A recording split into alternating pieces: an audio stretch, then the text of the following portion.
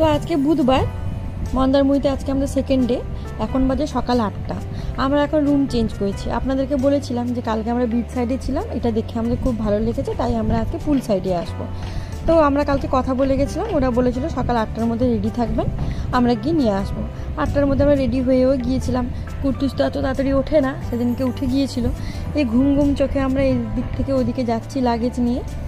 এবার আমরা যে রুমটা দিয়েছে ওটা হচ্ছে ফরেস্ট প্লাস পুল সাইড।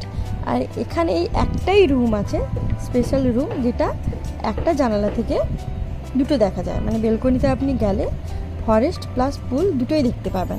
বাকি রুমগুলো থেকে হয়তো একটা সাইডে ফরেস্ট দেখতে পাবেন, হয়তো একটা সাইডে পুল দেখতে পাবেন, কিন্তু আমরা স্পেশাল রুমটাই নিয়েছিলাম। চলুন দেখা যাক স্পেশাল রুমটা কেমন।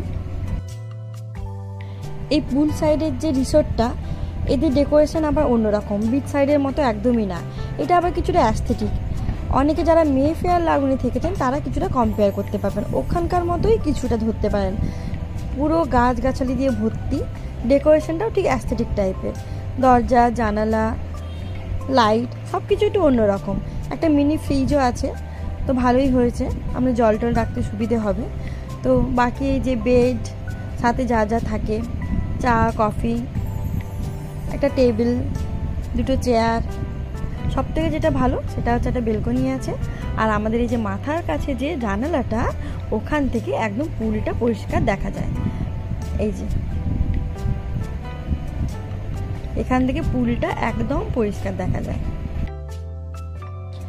এবার যাবো বেলকনিতে। আমাদের একটাই ডিমান্ড ছিল যে আমাদের বেলকনি চাই, তো সেখানে তো বেলকনি দিতে পারেনি, তাই আমরা বেলকনি দেখেই নিয়েছি। এই যে বেলকনি, আর এখান থেকে এই যে ফরেস্ট একদম সামনে, আর এই কোণ থেকে পুল একদম সামনে।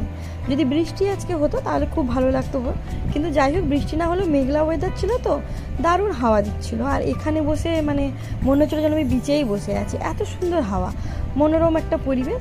আমরা ভাবলাম যে চা কফিটা তাহলে আমরা এখানে এসেই খাবো বেলকনিতে। তো আমরা এখন ভেতরে যাচ্ছি, লাগেজগুলো সব নিয়ে আসি, কুট্টুসকে ব্রেকফাস্ট করাবো, তারপর আমরাও ব্রেকফাস্ট করব। তো এবার যাচ্ছি, দেখি বাথরুমটা কেমন, বাথরুমে কি কি আছে। আর বাথরুমে ঢুকেই তো আমি শকড, না হেয়ার ড্রায়ারের জন্য একদমই নয়, জুম মিরারের জন্যে। যাই হোক, জুম মিরারটা আছে, আমার মেকআপ করতে সুবিধা হবে। চশমা ছাড়া না মেকআপ করতে খুব অসুবিধা হয়, আয়নাতে গিয়ে বারবার মুখের সামনে যেতে হয়। তাহলে জুম মিরারটা হলে খুব কাছ থেকে মেকআপ হয়ে যাবে। যাই হোক, আর তো বাকি হ্যান্ড ওয়াশ, শ্যাম্পু সব কিছু তো এখানে থাকি। তবে বাথটাবটা ছিল না, কোনো প্রবলেম নেই, কারণ আমরা আজকে পুল সাইডে স্নান করবো।